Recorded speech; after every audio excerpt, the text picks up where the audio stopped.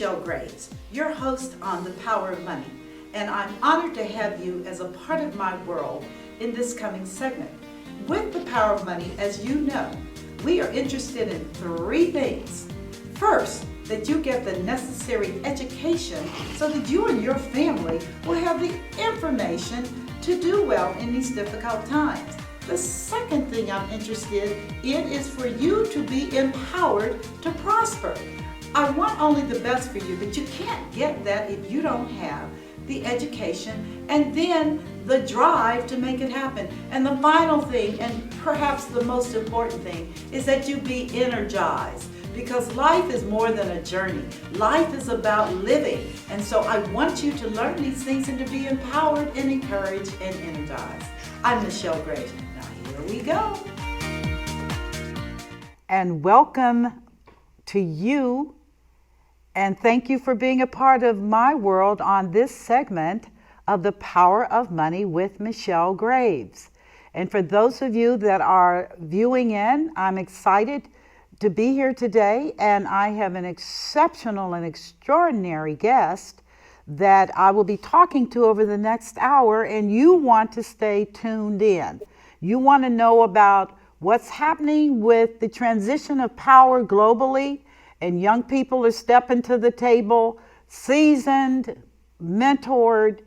This is such a group. It's the best and the worst. But I'd like to focus on the best because I'm just seeing so much talent, so much energy, so much knowledge.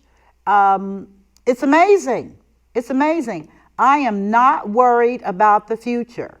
Oh, there's a lot of bumps and a lot of stuff, but I am very confident that this crop of young people coming up in the rear are going to get the job done. Now, for those of you viewing in, you may say, but I don't like how they're doing. Don't speak for the entire group. There are winners, there are losers, all the above. But today, my guest is Brian Garry, who is Executive Director of Neighborhoods United, headquartered in Cincinnati, Ohio, and truly one of the emergent leaders of today. His background is, and he's coming by way of Zoom, he's a busy guy, but when it comes to fighting for the establishment, Brian has been there and will continue on his course of social and economic justice. I will not say it to embarrass him, but his mother was a leader in this. And I've known her for years. She's an extraordinary, extraordinary woman. But since his childhood in Bond Hill, which is a community in Cincinnati, and his teenage years with Reverend Maurice McCracken, who's now deceased, but he was known as a pioneer, angel from heaven even, Brian has championed justice, social justice issues. As an avid environmentalist, Brian helped to shut down the Fernald uranium processing plant in the 1980s. Thank you, Brian. We don't want to glow in the dark. In 1991, Brian opened the St. Francis Street Catholic Worker House in Over the Rhine, which is a very poor community in downtown Cincinnati, and which continues to offer shelter and a new way of life to 20 homeless men nightly. In 1994, Brian with Reverend McCracken helped start Justice Watch, a prisoners' rights group, and transitional halfway house. You all do understand that this was a very young man doing all this. In 2001, Brian fiercely pushed for police reforms and the collaborative agreement. Brian courageously stood against the war in Iraq, fighting to prevent the war before it ever happened. Very active in the LGBT rights movement, Brian diligently went door to door to repeal Article 2, an anti-gay ordinance in the city of Cincinnati's charter in 2004. In more recent years, as community coordinator for the NAACP Cincinnati chapter, Brian helped defeat red light cameras, the trash tax, and the privatization of our water. He's extremely active in the organized labor movement. He's traveled the state in 2011 to help defeat Senate Bill 5, which would have destroyed unions in Ohio. Brian stood proudly with the 99% for the Occupy Wall Street protesters. This, ladies and gentlemen, is an extraordinary and exceptional young man who is a catalyst for change. And I wanted him on because we're in the midst in this country, and actually globally as well, it's happening all over the world, where a transition is taking place. You may view it as chaos and uncertainty and all of the above, but at the core and foundational level, listeners and viewers, we are in the middle of change. And it is not going to stop because we don't like how it feels. Artificial intelligence, which I talked to you all about several years ago, I said it's going to change everything. It's here, it's big, etc. But in the midst of all this, we're looking at real human suffering. The distribution of income is completely out of hand between those that have only 1% and the rest who don't. And so I wanted this young man to come on. I asked him, I said, please, I want to hear your voice. So without further ado, I introduce to all of you Brian Garry, who is executive director of, again, a phenomenal organization dealing with social justice and change. Brian, are you there? I'm here, and it's truly a pleasure, Michelle, truly a pleasure to be here. My honor that you asked me to be here. I'm just trying to walk in your footsteps. That's all. Please don't be so gracious. I need to learn how to walk in your footsteps. I mean, I do what I do, but I'm 71, Brian, and as your mother will tell you, as you get older, the fight gets harder because you don't have the youth and the vitality and the same stamina that your generation has. So I'm honored that you would recognize me, but I honor you as, again, a protege of your phenomenal mother, Pat Garry. Well, the most powerful, my mother, Patricia Garry, the most powerful force on earth is the power of example. And so your example is what leads us on, and my mother's example. Because without that living, breathing human being that you can see has done this, then we don't believe we can do it. But since we have you and my mother, then we can walk in those, and so many others, we can walk in those footsteps. We're just trying to fulfill that dream that Reverend Dr. Martin Luther King had so many years ago. That is my daily prayer, by the way, Brian, that we open up our eyes to see who we really are. And we do not let society and societal expectations crush our human spirit, which transcends race, gender, regional. It's powerful. So where do we want to begin? You're executive director. Neighborhoods United. Be not conformed unto this world. Reverend Dr. Martin Luther King said we have to be creatively maladjusted.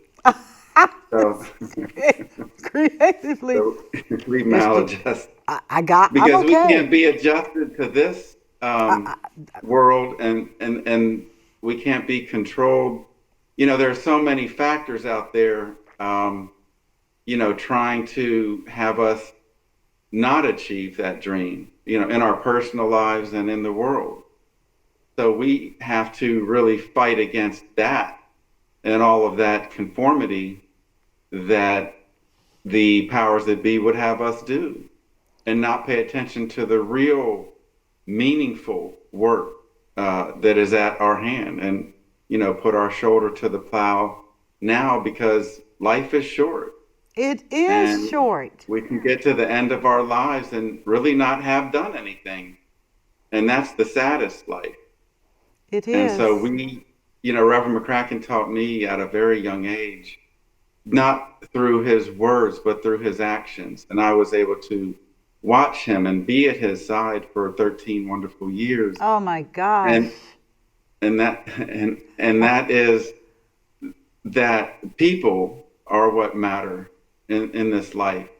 And so I would be with him, and this was before gentrification in the West End and over the Rhine, and he would be taking food to people, visiting people in prison. So I'd be driving him around. We'd be doing this together, and all of this sunk into me. I was there. When he was arrested over 20 times for good causes, I know. and as a young person, I was there, and he would block if he was there in a courtroom or something like that, and someone was on trial for say trying to desegregate Coney Island or the College Conservatory of Music here in Cincinnati. This is what he did. He would try to block the police from taking the person non-violently and passive resistance. But so I was able to do that when they were trying to take him, from the courtroom and all that kind of thing. So, like I said, these are indelible impressions on my soul, which I hope to, in some small semblance, live up to his way of life that he showed me. He really saved my life, Michelle. That a little known fact, but I had a pretty rough childhood, and I had some, experienced some trauma and got into drugs. I was selling drugs, and then at the age of 18, I met Reverend McCracken, but also I met another man named Braxton F. Can. Oh my And gosh. his grandfather was a doctor. Yes. And he ran a clinic in Madisonville. Still And there. he lived in Madisonville. Still there. And it's still there today. Yeah. He was a black doctor, which of course was very rough back in those days to even become a doctor. So his grandson showed me a new way of life because he had experienced the same things I had experienced. And, he spent endless hours with me, getting me out of the trenches. And so I'm eternally grateful for those two people because they set me on the course of life and social justice and spirituality that I've been living ever since. That is such a powerful, powerful mentorship. Dr. Braxton Can, I grew up in Madisonville, and right in the day. And again, at one point I was a patient at Braxton Can. It was an outreach for people that did not have resources for doctors. And Madisonville was and is fundamentally a poor community. It's a tightly knit community, but at that time, but nonetheless, and of course, Reverend McCracken is an icon. I mean, he's an icon. I mean, he's in heaven. You know this. You know, That's right. And he died and went straight to heaven. God said, come on home. You have worked the work. I know this man was incredible. And to think that you mentored under him, which establishes your grounding, because he was a man of such character and such integrity, which is horribly lacking today. It He is. would flip in his grave to see confidential documents in a toilet. I was like, no. And one of his most powerful, what for me, the foundation of it all, what was so powerful for me is that he loved me as I was. I had blue hair, chains, locks, mohawks, war paint. I mean, and he didn't, I was in his church like that. He didn't judge me. The church welcomed me in.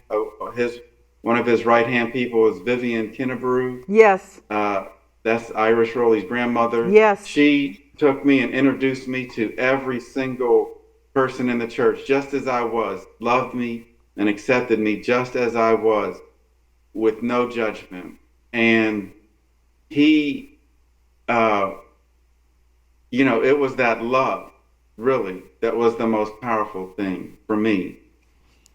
Because, a lot of people can have opinions about social justice or this kind of thing, but do they really have that deep love and concern for other human beings, where they'll sacrifice for them and have no judgment? I mean, those things are the most powerful for me, and that's really that acceptance, that total unconditional acceptance of me and who I was and who I am. Those things are what allowed me, to blossom in his presence. Well, I will tell you that an extraordinary person you are. Whether you accept it or not means nothing to me. I interface and deal with literally hundreds of people regularly. And over the course of 40 years, it's now in the thousands all over the world. And the bright and shining stars, Brian, are few in number. I don't know what happens, but I guess I do, because you get crushed in the system that is not of your doing, and yet you have to respond in order to live. And I want you to feel comfortable opening up to what you see coming as a young man who is aware. My 3 things today is that you must be awake, you must be aware, and then you must be alert, because of the shift that's taking place so rapidly, and people are caught up on so many distractions, which is by design. It is. Yeah, but I want you to share with me from your heart. This show goes all over the United States as well as YouTube, and I just want people to know the person that I've watched over the years, and I appreciate your transparency. I appreciate your integrity. Integrity meaning you're not a liar.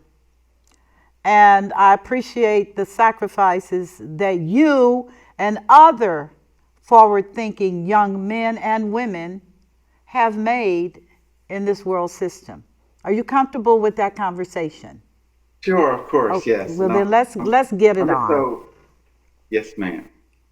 So I'm just so honored to be here once again, and thankful for your inviting me here to share with you, my life story, and where I think things are going for us as a nation, as a world, and how we can really be a part of the change that's coming. And really, we are, in this continuum of change that has been going on for many years, and this upward trajectory, because we really are getting better. We are marching toward this destiny, as Martin Luther King said. The arc is toward justice. And though it may not seem like it, and sometimes it may seem like we're going backwards, as a whole of humanity, we are getting better. And as a whole in the country and in the city, we're getting better. Of course, it doesn't seem like it all the time. And we are now in a time where economic inequality is possibly at its worst Yes. in our country and in our city. What's happening in our city is that the powers that be, this isn't you know, advertised, but the powers that be are really trying to bring American cities, Cincinnati as an example, toward the European model, which has the poor people outside of the city limits and the rich people inside of the city limits. But can So I if can you'll I notice, can I interrupt hmm that, Brian, though? yeah, Um, hmm that is so it's so funny to me that we are parroting and a model that is in the process of implosion. hmm Look at Germany. Look at hmm England. Look at look at what is happening over in those countries. And forget Ukraine, that's another conversation and another show. But are you serious? They're parroting that model? hmm And this kind of exclusive economy is dangerous, because of the kind of um, anger that it fuels. So when people have, a traditional home, traditional land, and it's not unlike driving the Native Americans from their lands, that this is what's happening across our country, and that is why they say we have an affordable housing crisis. But what we really have is a greed crisis because those who are haves are trying to get more and more and more so that they want to have this life of leisure. And so they are buying up properties and then they call it passive income. So that means that they are really not doing anything to earn the income, and they really don't do anything to earn the income. They're just using their money to make more money, and I, it's I, all understandable. Hmm I mean, but Brian, and I'm going to say this as a 71-year-old critter from Kentucky. You cannot strip everybody of everything and think that you've won the war because one of you is just one, and our numbers are significant, would you not say? hmm I mean, my background in history is in high finance, and I always found it to be a level of absurdity that people would fight like cats and dogs for money, a piece of hmm paper from a tree, um, hmm to define who they were, not understanding that, but you haven't even figured out a way to live eternally with your hmm money. You and your hmm money will be separated. Your money will That's right. stay and you will be gone. And it's paper from trees, but like the name of your show, it does have power It in that does. sense. But the power really should be the power, the purpose, of money is the service of others. So Yes. it should really be that, is our money, serving God? Is our money, being used to help others? And that is where we have this big economic inequality that's going on. So, at least in Cincinnati, as an example, about 70% of the people are renters. Yeah. So, only 30% of the people actually own, so called own, the Native Yes, so American called. concept. They didn't even have that ownership sort of Not your concept. land. And I think we should probably be getting back to that. We'd have a happier country for sure. And in other countries, they do have sort of some of this where they have basic income, as an example. And what that does is it sort of shares the wealth so that there's safety net, so to speak, through which no one will fall. So Right. they make about 30,000 as their basic income, that nobody makes less. Are you And I think talking that's the about the kind of, Are you talking about the Netherlands and those yes, countries? as an Yes, example, yes. yes, yes, hmm yes, hmm yes. And I think Okay. that's a great concept because we are, supposedly the richest country in the world, the most powerful country in the world. And why should we have homelessness? It, Why should we have the suffering in the streets? And why should we have a caste system of the haves and have-nots? Why shouldn't people be able to live comfortably? Because, when you solve this kind of economic problem, you simultaneously are solving, things like gun violence, things that are really symptoms of economic problems. Gun violence is a symptom of economic inequality, drug addiction, and prostitution, mm-hmm. theft, and burglary. All of these things are really economic social ills that are there because we don't have the equality that we should have.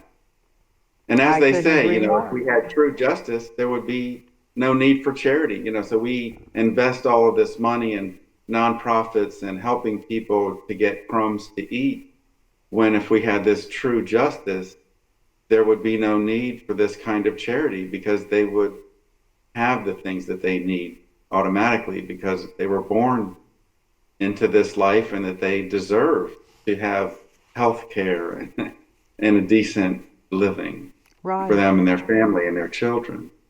But you know what, Brian? This is what I find so ironic, and that is that this whole quest for money being the source of your happiness, and without understanding that the power of money is its ability to transform a person, a people, a nation to the good, not to the And that's the greed. power. That's That the to the power of good. money. Yeah. That is the power of money, Mm-hmm. not to the greed, which is selfish need, but Mm-hmm. to the people of which we are all inextricably connected. Our Mm-hmm. DNA does not lie, Brian. Mm-hmm. We are all humans. We are. Absolutely. And to see in the midst of all of this wealth, and trust me, this is shifting because the United States is not at the top in a lot of categories anymore. We're at the top in terms of number of incarcerated. I think we're at the top globally in number of people that are homeless. And I think there was another category. But in terms of health, education, all of those things, we don't rank high.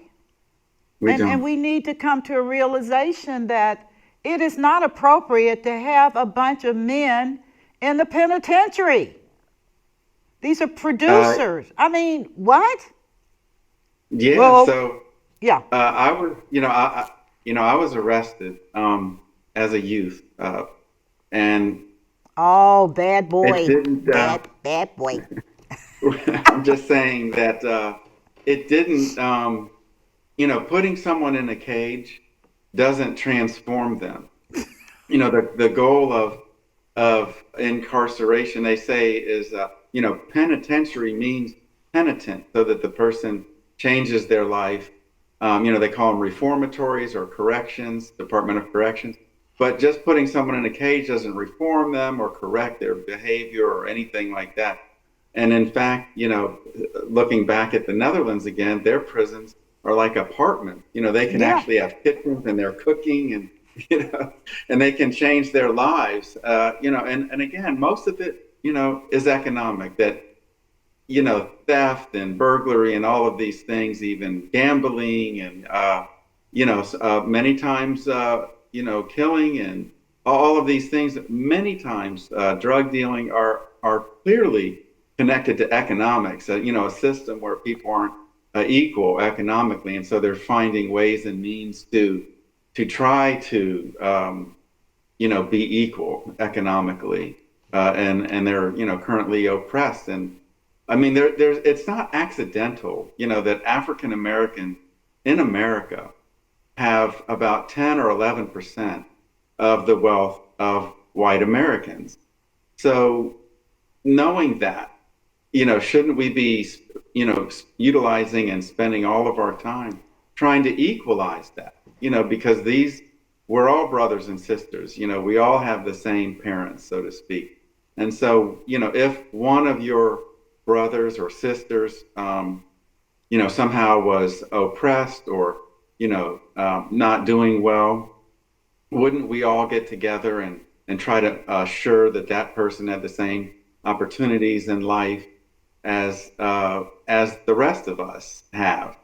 That's what we should be doing. That's the purpose of our lives, or at least it should be. Well, that's interesting that you say that because certainly the opportunities in this country have been available. There have been right thinking white people over the centuries. This is not new information.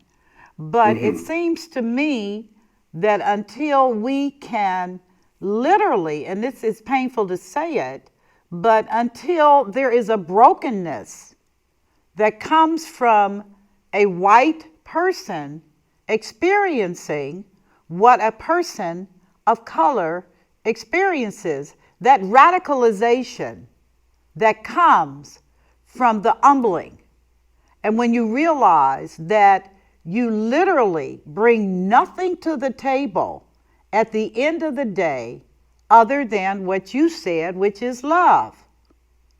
We are obligated to love each other no matter how it looks. This is what I believe.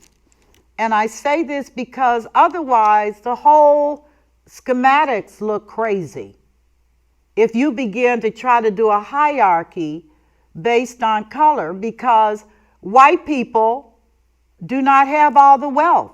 A slice of them do, but the majority of them are right at the bottom like everybody else. And so Yes. and so that is what I find challenging, to have a discourse about racism and inclusionism, and now you're going to separate people based on sex. Come on, stop. Yes, Anyway. Reverend McCracken, he said that justice will come when those who are not harmed are equally upset and angry as those who are harmed. I think he said it appropriately and accurately. But just be patient, because we're in the midst. All this leveling of the playing field is moving right along. It's coming. It's coming. I'm just saying that God be God. It is coming. And at that point, and it's fast coming. The data is not complete, but I read incessantly. I read all kinds of economic and financial data, have for years, and times are not good, Brian. Period. Yeah, and these things can happen very quickly. They do. Yeah. Mm-hmm. So what is They your happen very quickly. answer as representing an agent? Because you're an agent of change, you know that. Well, Out of thank the you, and you are as whirlwinds. well. Huh? And thank you, and you are as well. I'm an old lady, Brian, like your mom. I keep referencing Reverend McCracken, but he used to have this little box, and on the outside, I mean, it would say agent of change. It really said ambassador of Christ, but we could Ah, also replace that with agent of change. And when you opened the box, it was a mirror, so you were looking at that agent of change oh, I like that.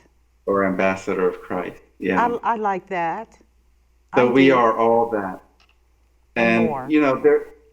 across the country, and even in Cincinnati, we do have agents of change, but what we do also have to look out for is sort of the sheep in wolf's clothing. Yep. Cincinnati's about like, 10 years behind the times. But oftentimes there are people of different colors, of different, even maybe of different income levels, but um, that use the word, uh, but their hearts are far from the real root of justice.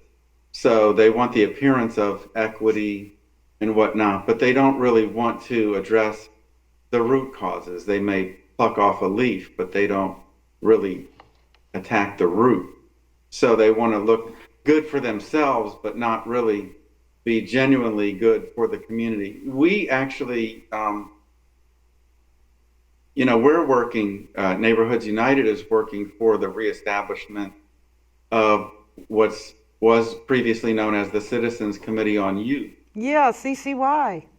CCY, because Mm-hmm. the youth are really, um, I mean, it sounds trite, that they are our future, but the reality is we will not be here, and the youth will be here, and Yes. they are in a very real way our future. And without investing in them, then we are not investing in our future, and it is an unwise.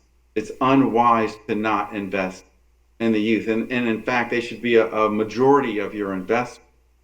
But as an example, the Citizens Committee on Youth, it was only a $2 million investment for our city per year.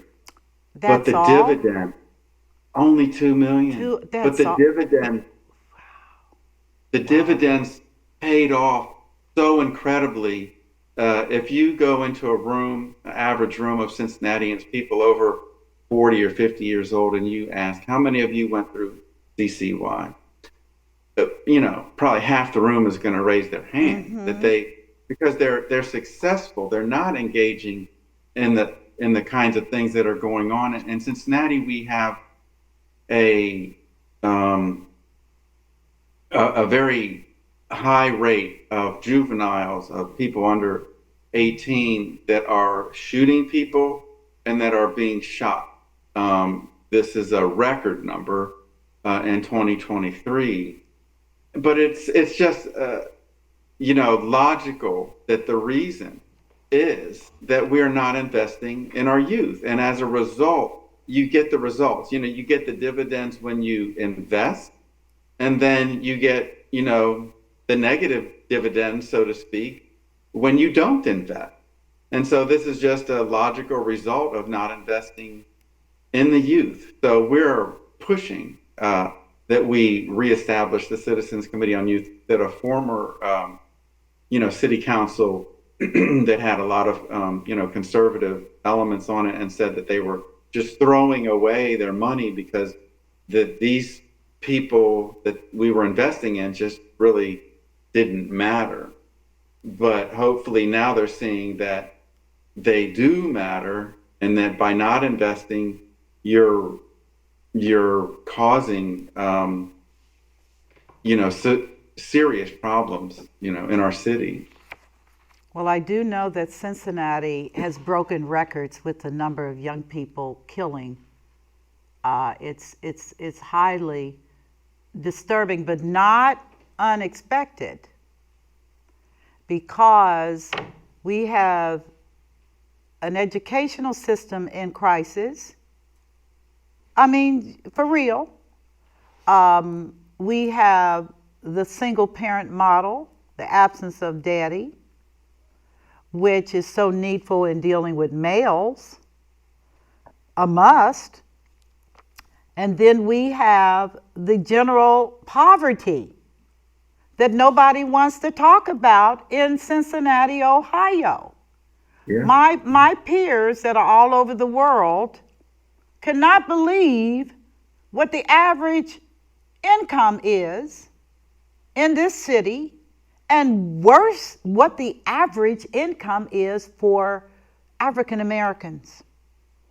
Terrible. These are poor people, Brian. Mm-hmm.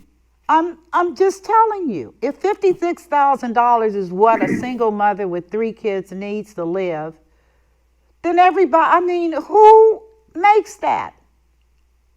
Who Hardly can? anyone in Cincinnati. I don't know anybody.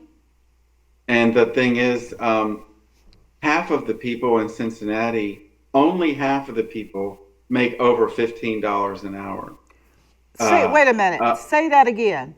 Say that only again. half of the people, only one half of the people in Cincinnati make over $15 an hour. That's So only one half. the median is this cross racial, cross sex Yes, this includes period. everyone, rich, poor, black, white. The Fifteen average income, dollars an hour. it's actually a little less than 15, but yes, we'll just say 15 for the sake of the argument. Yes, 15. Only half of the people in Cincinnati make over 15. So half the people make less, and so that goes from 0 to 15, and about, 30% So that's are making median. about Ugh. average, yes. Yeah. So just as an example, in the West End, the average income is about 15,000. That equals about $7.50 an hour. So, the spectrum is startling, meaning the number of people who are making the equivalent of $2 or $3 or zero income in Cincinnati. So may It's I very, ask, so if mhm, they're, Brian, if they're mhm. only, if an employer is only paying out, because I'm an employer, if an employer is only paying out $15 an hour for a worker, then are the profit margins here higher? Are the people here making more money? The business sector, because they're paying their workers poorly? Is that the model? Well, all I can say is in the past few years, the corporations are breaking, record-breaking profit margin. They are making more profits for sure. Um, and, that's nationwide, It including. is a nationwide, but given the fact that this is a poor city, data, poor, and that there are tremendous push on resources because poverty brings its own requirements. To keep people poor, you got to work real hard. Okay, Yeah, you do. bad. Yeah, Um, yeah. Poverty is very man-made and very purposeful. and very, yeah, it'll suck a city's revenues right out the pot. And And that's we what they don't understand. It's just, 101 economic, uh, now that watch yourself. they try to invest in supply side economics. And this is what the city has and our country, but these fools, they sit there and give huge tax breaks as an example to corporations and Yes, wealthy, but the small businesses and the small people, they're not investing in when they are so stupid because the most growth is in small businesses. The yes, it growth and is. the foundation of your economic uh, is in your people. Your people are your greatest capital. The human capital is really what matters. These other things are really false, and that's why we saw a lot of our economy collapse in 2008. But if we invest in human beings, if we invest in small businesses and these kinds of things, that's what will actually grow our economy. What they believe in is Reaganomics, and in our current government, even still, they're always investing in these corporations and bailing them out and whatnot. But what it what that really amounts to is the trickle down theory. We'll invest in these, then they'll hire all these people, No, they and that won't. the economy will go great. Yeah, just an example in Cincinnati. I mean, they invested 52 million in this company, which was a spinoff of Cincinnati Bell, or a Yeah, subsidiary of Cincinnati Bell, called Convergys. Well, they yes, were basically call center jobs. People were receiving calls. Well, I mean, they're making nothing. They're not zero. really investing in the economy, and they promised, that they would hire all these people and bring them into Cincinnati. Well, in fact, when they got the $52 million, they fired 200 people. They moved their Jeez. operations out of Cincinnati. In fact, they hired 3,500 people in the Philippines, and obviously paying them. And so, this kind of economics, it doesn't work. And this is what really the government and the people who are elected need to see. And I think they're gradually beginning to see it, but it can't come quickly enough. I couldn't agree with you more. It can't come quickly enough. And again, I only say that because my background and training was international economics. I've lived all over the world and I've looked at varying systems, including the Catholic Church underwriting Spain after World War II. Catholic Church is a mega bank, okay, with infinite tithers, infinite tithers, money. And they rebuilt Spain. A lot of people don't know that through equity investments that were not repayable. They weren't loans. The United I'm learning. Huh? I'm listening and learning Yeah, from you. one of their I stayed in a Catholic nuns convent. Yes, I did, because I was a student of learning about economic empowerment and how you can leverage systems. And again, the Catholic Church is responsible for saving Spain and Mondragon, specifically Fagor, which makes all the refrigerators for everybody now. And yeah, they did. And I was there, and I listened and took notes and watched and listened and took notes. And then when I lived in China, same thing in the early 2000s. I wanted to find out how Mao Zedong was able to take these people and make them from a very small peasant type economy to a powerhouse. And what he did, which people don't want to deal with, is they couldn't get credit cards. They would not allow the banks to give them credit cards. And they had to save their money for whatever they want. Their housing was free, their food was free, but they were not in debt as consumers. And it was a different world. I'm just telling you, it opened up my eyes to a lot of things that could be done potentially here if we have the will as a people. And that gets back into what your mentor taught you in terms of love. You got to love yourself.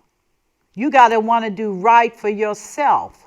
You got to love your wife, your children, your grandchildren. You got to understand that love is more than an emotion, it's an action.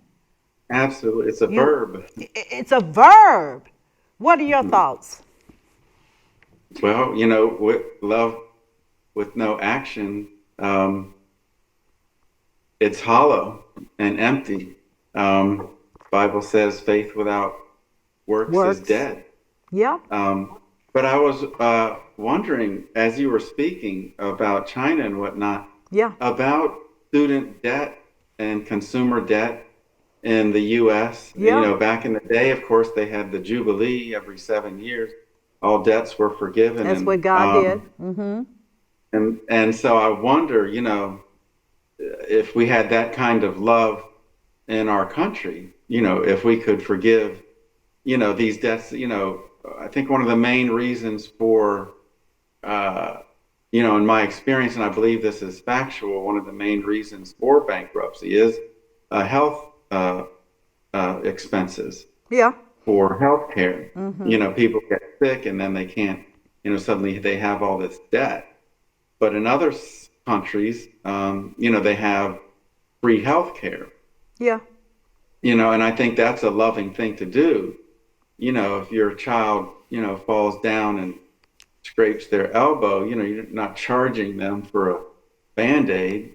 I mean, it's a natural, loving thing to do to, to take care of each of us. I mean, that's the most fundamental. We all have bodies, and, eventually the body, gets old and, or gets sick, possibly. But, I think those are some and education, why is education 0 through 12 free? But then when you need your education, which you really do economically, you know, above, 12 through 16 or whatever, why is that cost money? in the old days, you had apprenticeship, and Right. you actually got paid. You got paid for your apprenticeship. You didn't have to pay them for your apprenticeship. Why can't we go back to, where students are, being productive and receiving, payment as they're learning? I mean, that's an investment in education. That's an investment that would pay off because it Well, keeps our economy going. well, you present, and believe it or not, my producer just signaled me that our time is just about over, Brian. And Jeez. I'm like, it's I'm been very enjoying quickly. this so much. I am so enjoying you. But it Reverend all, McCracken called it heart-to-heart resuscitation. heart to heart, that's what we need. We need a transplant, a new heart. We need to look at things differently, and we need to love our neighbors as ourselves. So if we don't Create a have new self thing. love, and I'm not talking about in terms of material things, but a real consciousness of who we are, and that there is life on earth and beyond. There is an accountability. And at the time you wake up, it may be too late. It may be too late. But, got to ask you a question before we sign off. Are you going to Yes, run ma'am. for city council or not? If someone decides to invest a lot of money, I know. I know this sounds crazy, but our current method of uh, elections are that those who are the wealthiest win. Yep. And that's a sad indictment. So that you have these people in power that are the most wealthy, or that they're supported by the most wealthy. That's problematic. We need to change the way our elections occur. They could be more local, in other words, with districts. In Cincinnati, we Yeah. don't have districts. We don't have proportional representation as they did, in the history of Cincinnati in the past 100 years. But they changed it purposefully so that these type of people don't get elected. They changed it when Ted Berry was running for mayor, and he Yes. would have been our first black mayor, and he was indeed our first black mayor. But they changed the system so that people wouldn't get elected. So it's really economic, and I if I if a group of people or whatever happens, does decide to make that investment in my candidacy, I will run. But I'm not just going to waste my time, I guess, running without the resources. I did have a great amount of resources in my last Yeah, you election, did. but I am running against the establishment, so to speak. And so the establishment really doesn't want people like me in there. And so they do work, the billionaire class literally worked, against me to stop my election. And so I realized that that's the case. And I realized in order to fight that, it takes tremendous resources. And I can fight and I can win. And so I guess the answer to the question is that remains to be seen. So we'll Well, just let's see. conclude because our time has Yes, run ma'am. out. I'll Yes, tell ma'am. you right now, if you do this, I'm going to support you. Thank you. That I means so think it's a much to me. powerful Thank you. move. Power Thank you. comes from people that are powerful, not cowards. I appreciate what you bring to the table as a young person with a vision. And I want I to thank appreciate you. you. I want to thank you for your time today. And for those of you that are my viewers, I hope you understand the nature of this interview and the intent. And I look forward to talking to you all in the future, challenging your thinking and challenging you to be prepared for the days ahead. We pray for Brian Garry and for the team of people all over the world that see a greater vision for our world, not a selfish me, myself, and I vision. Thank you all for listening in. I'm Michelle Graves, affectionately known as the Money Lady, for 40 years. You take care of yourself in these turbulent times. And I'll talk to you soon. Bye-bye.